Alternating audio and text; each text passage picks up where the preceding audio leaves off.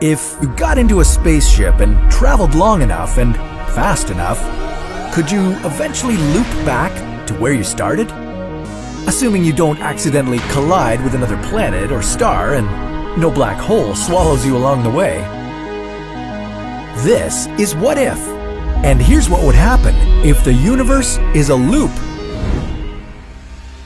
We don't know much about the universe. We have no idea how big it is, or where it starts or ends. For years, scientists thought the universe was flat, like a piece of paper, and that if you kept traveling in a straight line through space, you'd just sail off into infinity. But a new study of cosmic microwave background, or CMB, might have just ruined everything we thought we knew about the universe and its shape.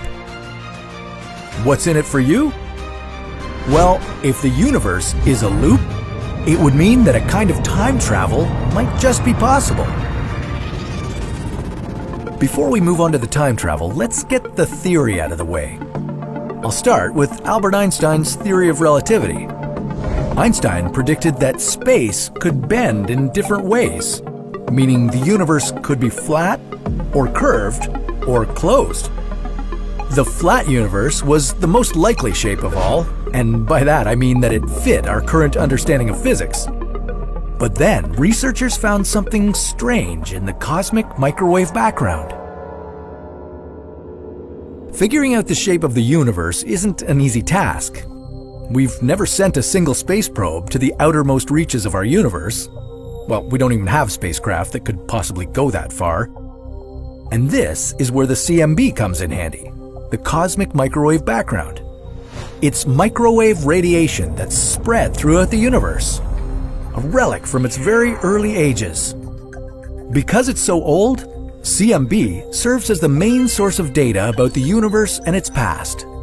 And by measuring it, scientists can get all kinds of cosmological information. Now, this is the Planck mission satellite. It was sent to measure temperatures in the CMB, among other tasks. But the data that this satellite brought back didn't quite add up. It suggested that gravity was bending the CMB more than the researchers expected. And this isn't something that existing physics can explain. Maybe we were wrong about the shape of the universe.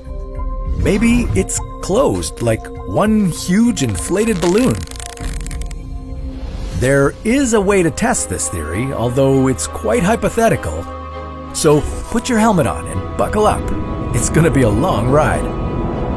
Oh, and by the way, for this task, you'd have to not age for billions of years. You'd also need to build a spaceship with warp drive technology. Equipped with all that, you'd begin your journey around the universe. Don't say I didn't warn you. This one-way voyage would take you billions of years. If the universe is much, much larger than what we can observe, you might only get a third of the way. But if the universe is a loop that's less than 15 billion light years in diameter, you might return to your starting point. That would be solid proof that the universe is indeed a loop and that physics as we understand it doesn't apply. And what was I saying about time? Oh right, Albert Einstein suggested that space and time are connected. So if the space of the universe is looped, could time be looped as well? It might be. The universe could be repeating itself over and over again, from the Big Bang to the Big Crunch. That would explain how the galaxies, with their stars and planets, came into being.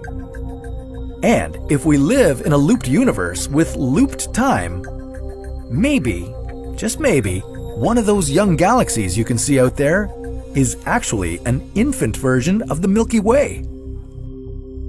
That may not be the kind of time travel you expected. The thing is, the shape of the universe wouldn't have any effect on you or the Earth, or even the entire galaxy, but it might just give us a loophole in covering the astronomical distances involved in exploring the universe. If you really want to travel through time, it would take more than just a different shape of the cosmos. But that's a story for another What If.